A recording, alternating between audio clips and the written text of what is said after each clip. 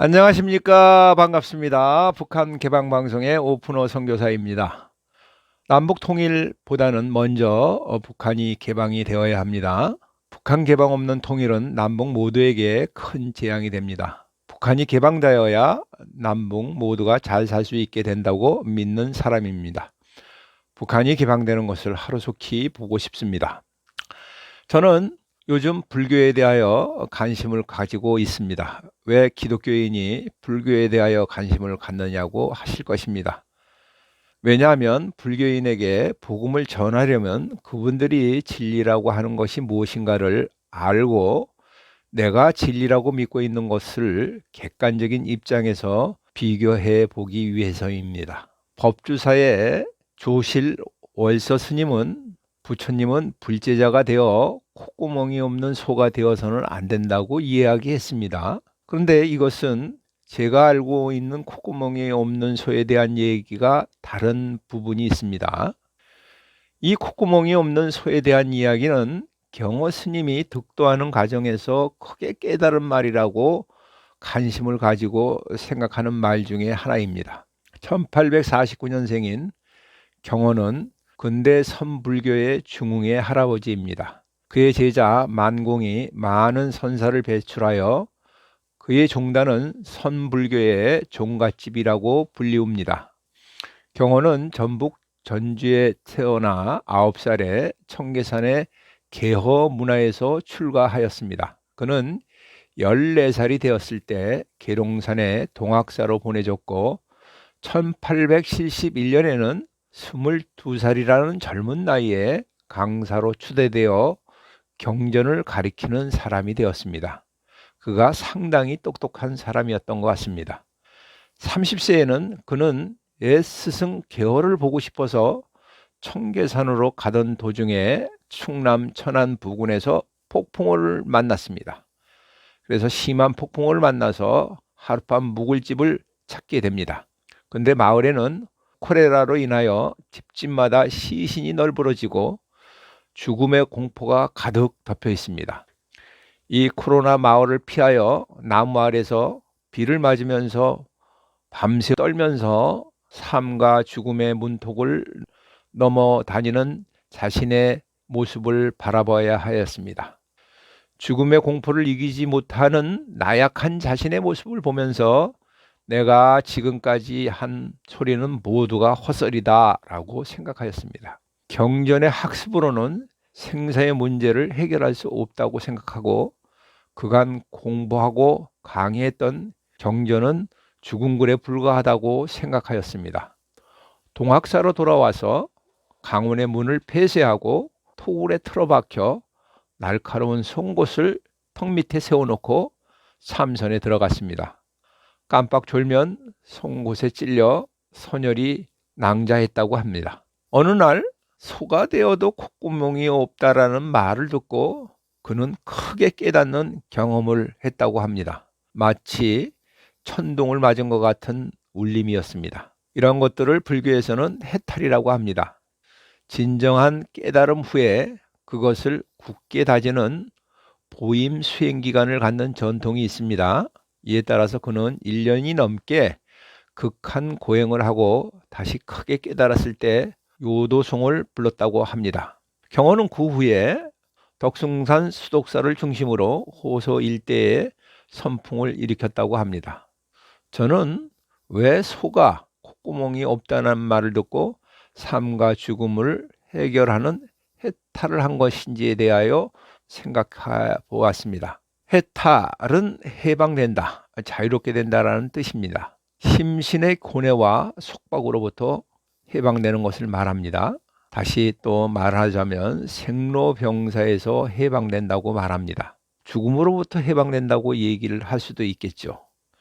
이것이 해탈이라고 한다면 예수 믿고 교회 다니는 사람 중에서 수많은 사람을 나는 해탈한 사람을 보았습니다. 이분들은 죽음의 권세가 어찌할 수 없는 분들입니다. 이분들은 언제든지 하나님이 부르면 기뻐하며 달려갈 사람들입니다. 기독교는 죽음을 이기는 것은 성령으로 거듭나야 한다고 예수님이 말씀하였습니다. 죽음을 이긴 사람들은 성령으로 거듭난 사람입니다.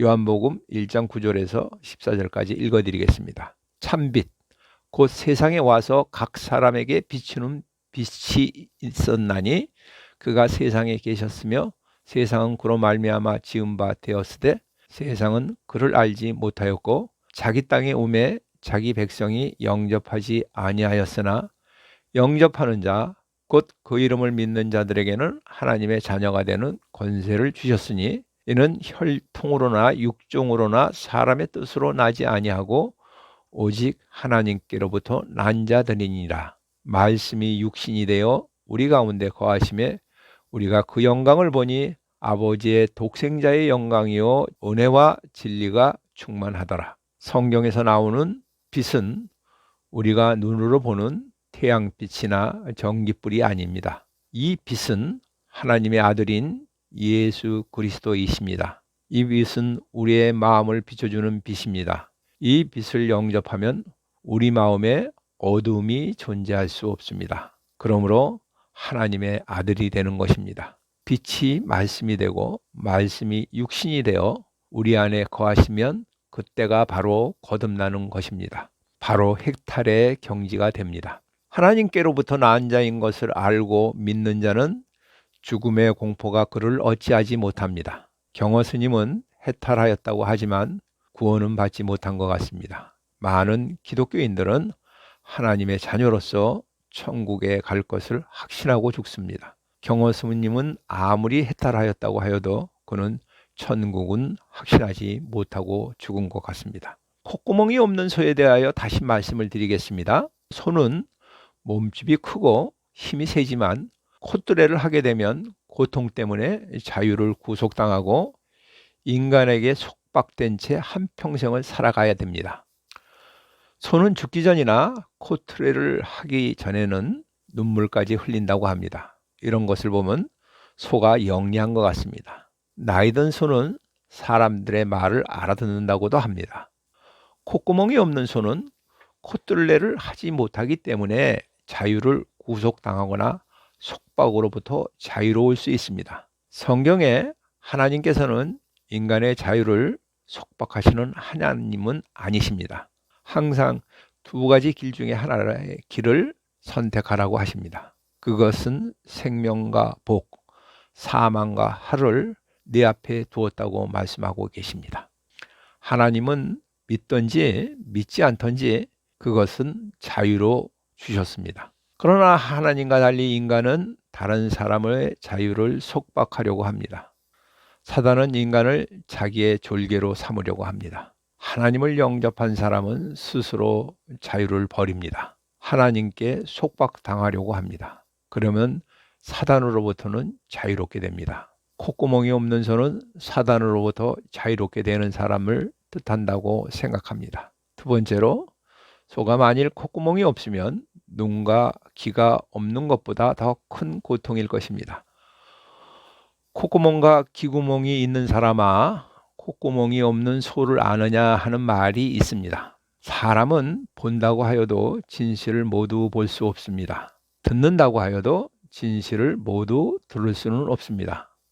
하나님의 아들 예수님은 눈에 보이는 대로 심판하지 아니하며 귀에 들리는 대로 판단하지 아니하신다고 합니다. 이사야서 11장 3절에 있는 말씀입니다. 이는 우리의 중심을 보고 계신다라는 겁니다. 우리의 행위를 보지 않고 우리 마음을 보고 우리의 믿음을 본다는 것입니다. 그리고 믿음대로 사는 것을 보고 계십니다. 불교의 해석자 중에 콧구멍이 없는 소가 되는 것이 바로 성불하는 것이라고 이야기도 합니다. 따라서 경허 스님이 이때 성불해야 되는 것을 깨달았다고 말을 합니다. 그러나 콧구멍이 없는 소는 냄새를 맡지 못하고 냄새를 맡지 못하면 독초를 구별할 수 없습니다. 소는 눈이 생명이라 돌멩이나 새부치도 같이 먹는다고 합니다. 그러나 소는 먹는 풀과 먹지 않는 풀이 있습니다. 콧구멍이 없다면 어찌 이 풀들을 구별할 수 있습니까? 경허 스님은 자신이 깨달은 이후에 진면목이라는 말에 대하여 자주 말을 하고 있습니다. 진면목의 의미는 본래부터 지니고 있는 그대로의 상태를 이야기합니다. 예를 들면 일본인의 진면목, 한국인의 진면목, 중국인의 진면목 등을 이야기할 수 있습니다. 다른 사람의 진면목을 아는 것도 중요하지만 자신의 진면목을 아는 것은 더 중요합니다. 구약 성경에 욥이라는 사람이 나옵니다.